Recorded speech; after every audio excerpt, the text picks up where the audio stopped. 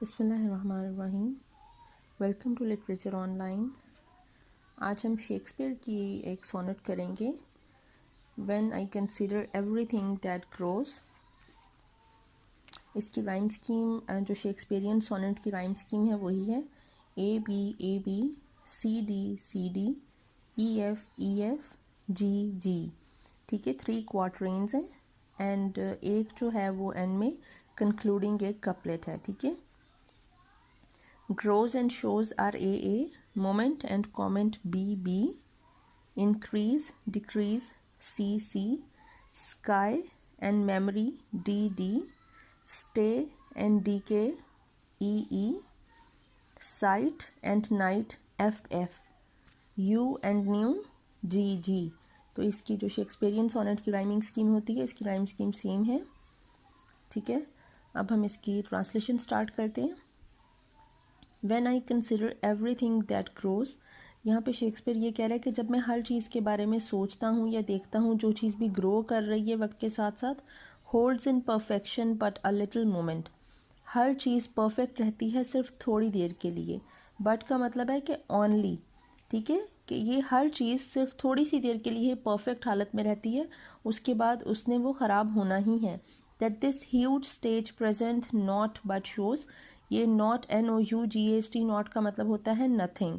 This huge stage इसने कहा है यहाँ पे वर्ड को, all the word is a stage. ठीक है, कि सारी दुनिया एक स्टेज है और ये शो कर रही है, क्या शो कर रही है, whereon the stars in secret influence comment, कि ये जो सारी दुनिया है, ये जो अर्थ है, ये चीज़ों को सिर्फ प्रिटेंड कर रही है, हर चीज़ अपना एक रोल प्ले कर रही है, एक्ट आउट कर रही है।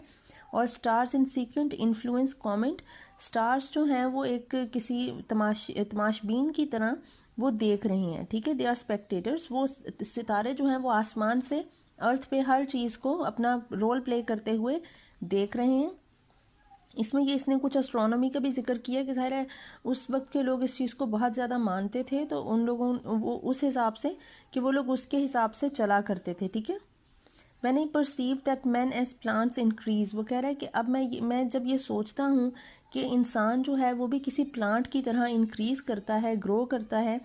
जैसे पौधे को लगाया जाता है, उसका बीज लगाया जाता है, उसको पानी दिया जाता है, उसको अच्छी सॉइल मिलती है, सनलाइट मिलती है, तो वो ग्रो करता है। इंसान भी ऐसे with the passage of time with good food and good care वो भी ग्रूम करता है, मेंटली भी और फिजिकली भी। Cheered and checked even by the self same sky, cheered का मतलब है कि इनकरेज्ड होता है या वो जो भी उसमें पॉजिटिव चेंजेस आती हैं, अनचेक्ड जो उसमें डिक्लाइन आता है जब इंसान की डेथ होती है या उस पर कोई सिकनेस आती है, वो हर चीज़ इसी आसमान के नीचे ही हो रही है, हर चीज़ यहीं पे ही वाक़ हो रही है। ठीक है, want in their youthful SAP, want का मतलब होता है बूस्ट करना, शो ऑफ करना। इन देयर यूथफुल सैप, जब एट हाइट डिक्रीज, जैसे जब ये जो जब इंसान अपनी बहुत ज़्यादा जवानी पे होता है, हर चीज़ उसकी पीक पे होती है, जौबन पे, तो वो बहुत ज़्यादा बूस्ट करता है। यूथफुल सैप का मतलब है, सैप होता है पौधे में जो उसकी स्टेम में एक पानी स्टोर हुआ होता है, जब विंटर्स में पौधे को पानी ना दिया जा रहा हो तो वो उस पानी के थ्रू वो उसको नरिशमेंट मिलती है। तो इंसान जब ऐसे ही वो अपनी बिल्कुल जवानी में होता है और बिल्कुल यंग होता है, तो वो बहुत ज़्यादा बूस्ट कर रहे थे। एट हाइट डिक्रीज, जब वो एक बिल्कुल पीक पे पहुंच जाता है अपने करियर की या अपनी लाइफ की, तो वहाँ पे जाकर उसका जो नेक्स्ट टाइम है उसकी ओल्ड एज आनी स्टार्ट हो जाती है। And wear their brave state out of memory, और उनका ये जो खूबसूरती का वक्त होता है, ये ब्रेव स्टेट जो होती है वो उनकी ज़िंदगी से, उनकी जो है वो निकल जाती है, उनके लाइफ का पार्ट जो है वो ख़त्म हो जाता है। Then the conceit of this inconstant stay, conceit कहते हैं थॉट को, कि फिर ये जो सोच है इनकॉन्स्टेंट स्टे, ये जो एक टेम्पररी स्टे है हमारा इस दुनिया में, sets you most rich in youth before my site, क्योंकि अब तुम बिल्कुल यंग हो। ठीक है, तो इस वक्त तुम्हारी वो ये इस वक्त अपनी जो इसका फ्रेंड था अर्ल ऑफ साउथहैम्पटन, उसको एड्रेस कर रहा है, उसके बारे में बात कर रहा है कि इस वक्त मेरे लिए दुनिया में सबसे खूबसूरत चीज़ तुम हो। तो इसीलिए जब मुझे पता ये चल गया, मेरे जहन में ये सोच आ गई है कि हमारा जो स्टे है इस दुनिया में ये टेम्पररी है और हर चीज़ ही टेम्पररी है, तो इस वक्त तुम्हारी ये जो यूथ है ये मेरे लिए दुनिया की सबसे ज़्यादा एक कॉस्टली चीज़ है और तुम मेरी नज़र में सबसे ज़्यादा अमीर हो। Where wasteful time debate with decay. Wasteful time कहा गया है, टाइम के पास एक डिस्ट्रक्शन की पावर है।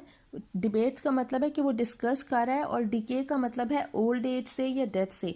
ये जो एक डिस्ट्रक्टिव टाइम है, ये डिस्ट्रक्टिव टाइम इस वक्त एक डिबेट में है, एक डिस्कशन कर रहा है तुम्हारी ओल्ड एज के साथ और डेथ के साथ, to change your day of youth to sullied night, कि वो तुम्हारी इस वक्त जो तुम्हारा यूथ है उसको वो एक ओल्ड एज में तब्दील कर दे, सिकनेस ले आए तुम पर, ठीक है, और तुम्हारी खूबसूरती जो है वो बुढ़ापे में तब्दील हो जाए। सलिड का मतलब होता है स्टेंट, जिस पे दाग लगा हुआ होता है, कि तुम्हारी जो वो एक जो यूथ है वो एक सुबह है, और जो आपकी ओल्ड एज है वो आपके लिए एक अंधेरा है, एक रात है।